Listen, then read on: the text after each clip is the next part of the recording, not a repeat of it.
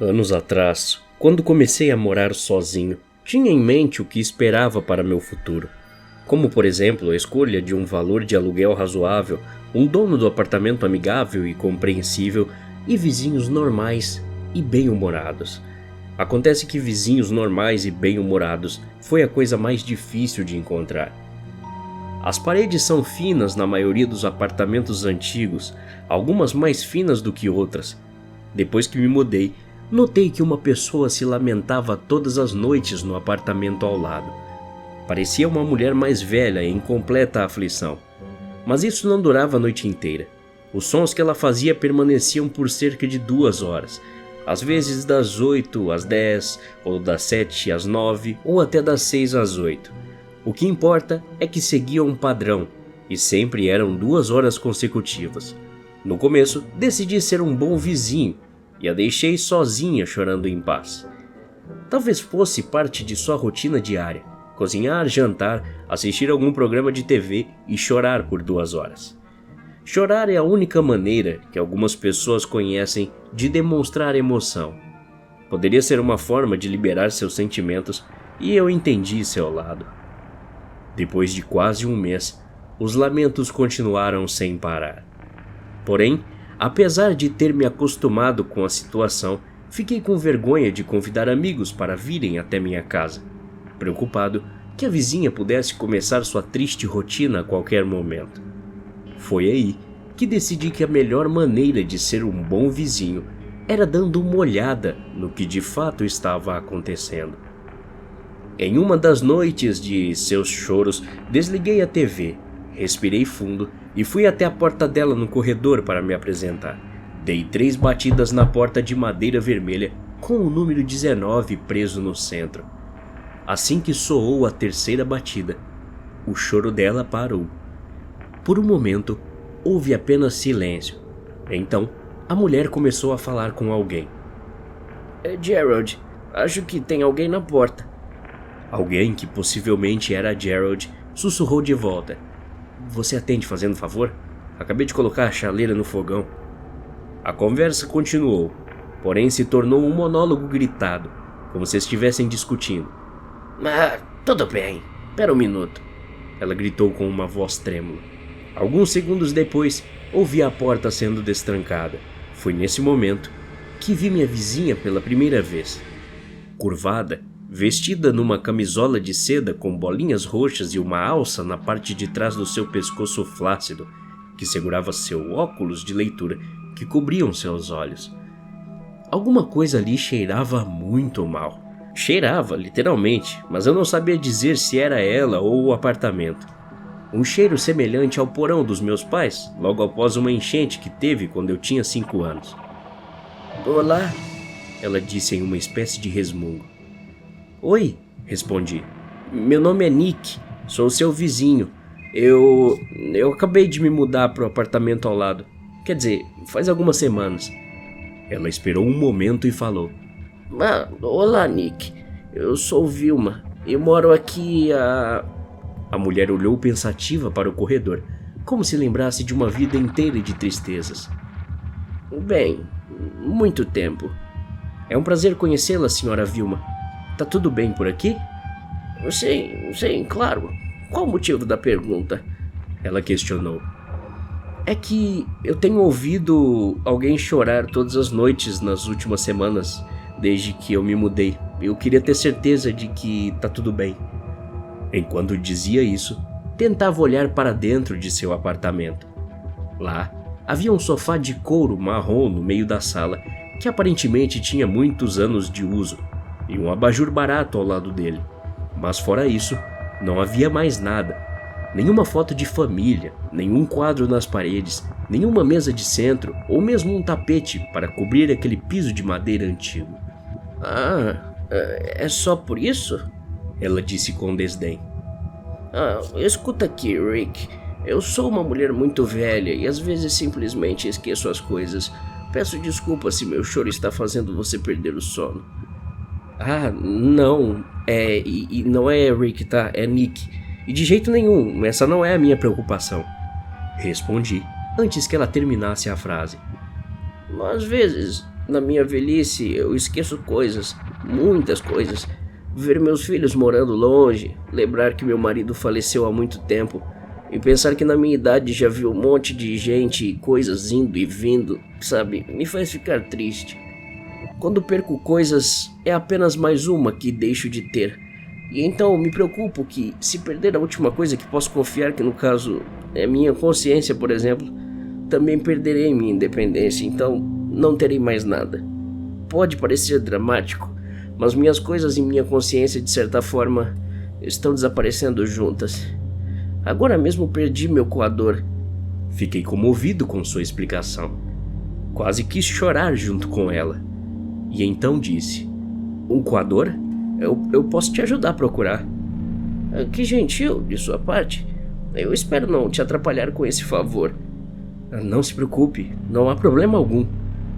Ela pensou por um momento, então inclinou a cabeça e falou: bom, se você não se importa, pode entrar.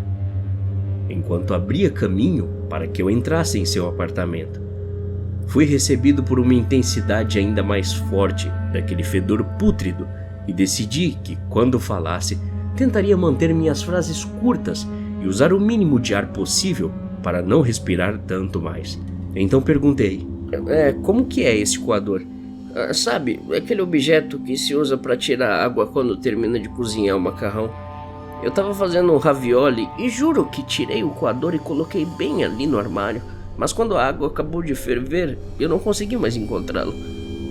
Cobri meu nariz com a gola da minha camisa e apertei com força, menos quando estava falando com ela, e acredito que isso não tenha incomodado, pois com base em onde ela olhava quando conversávamos, tive a sensação de que sua visão não estava muito boa.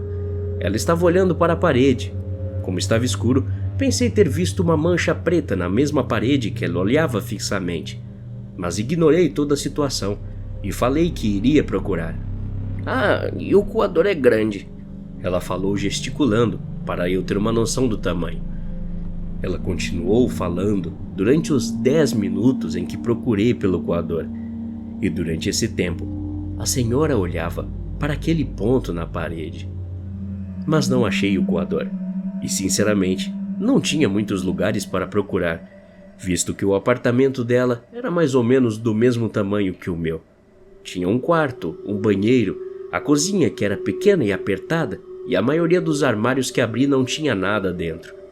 Um tinha alguns copos, outro 2 pratos e o restante estava vazio.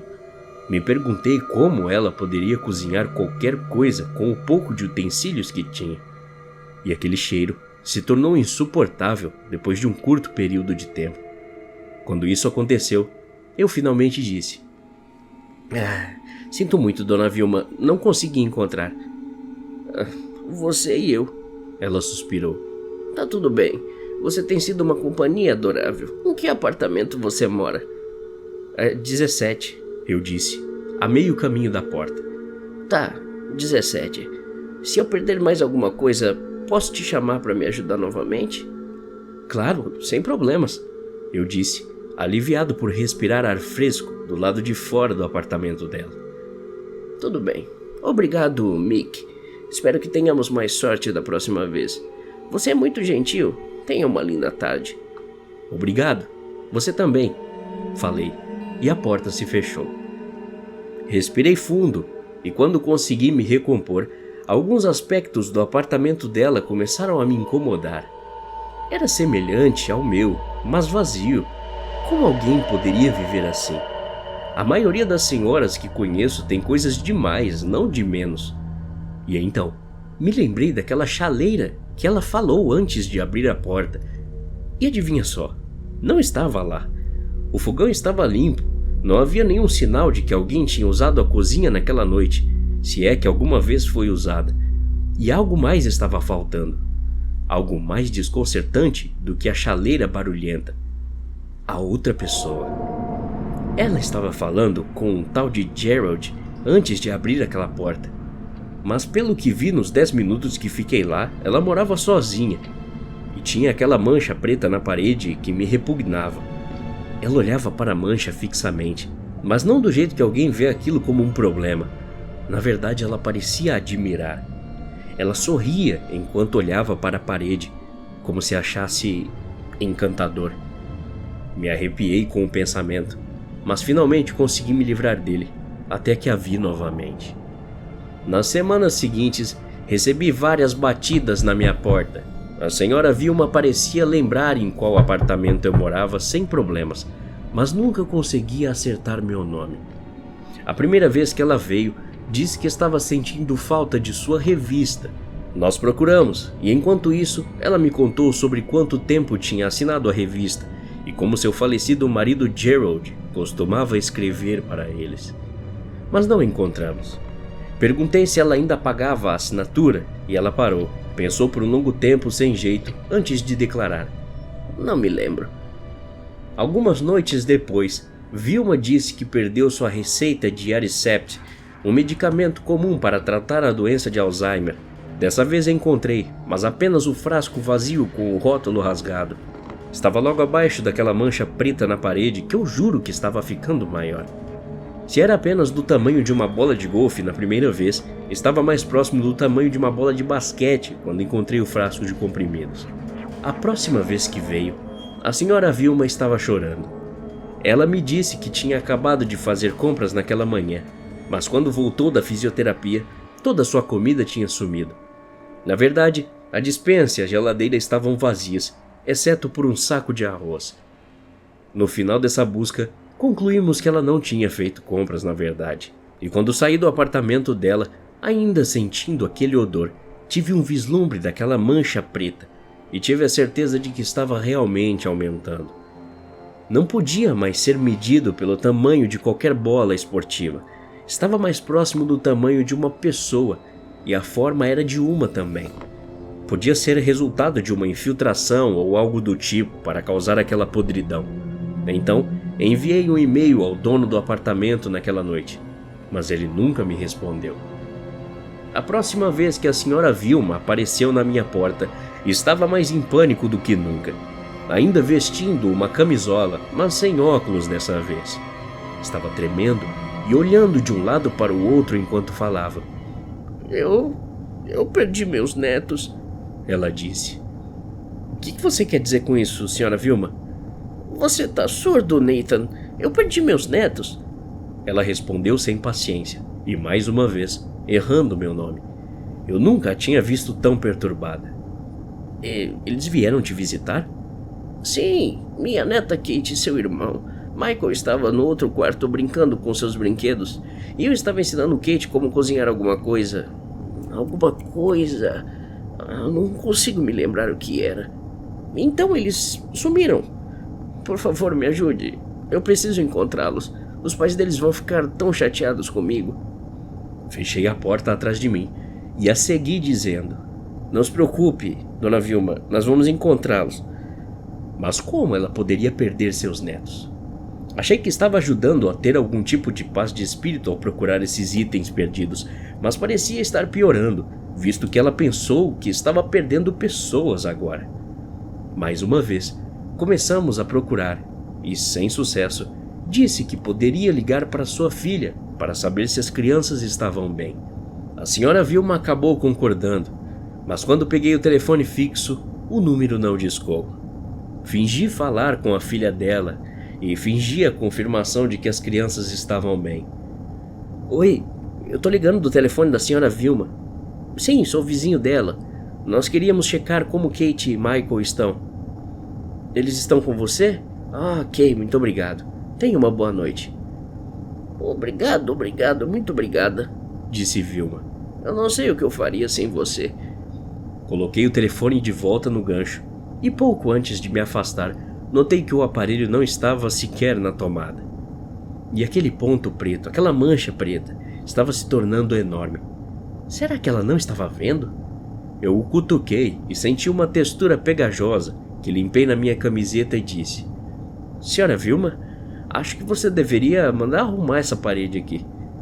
Me virei e a vi de pé com as costas mais retas do que costumava ficar, segurando o telefone desconectado na mão. E sem paciência, me falou: Acho que você deveria sair daqui agora mesmo. E assim, saí do seu apartamento e nunca mais a vi. Não tiveram mais batidas na porta à tarde da noite e também sem mais choros. Algumas semanas depois, alguns trabalhadores entraram e saíram de seu apartamento carregando aquele sofá de couro marrom. Perguntei a eles para onde estavam levando e me disseram que era para o lixão, já que a mulher que morava ali havia se mudado para uma casa de repouso. Eles me disseram que a demência da senhora Vilma havia piorado tanto que seus piores medos finalmente se tornaram realidade. Ela havia perdido sua independência.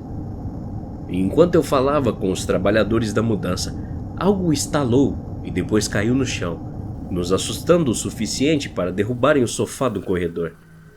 Olhei para dentro para ver do que se tratava. De início, vi poeira caindo, cobrindo o local do impacto com uma leve neblina. E quando clareou, percebi qual parede tinha desmoronado. Era aquela com a mancha preta.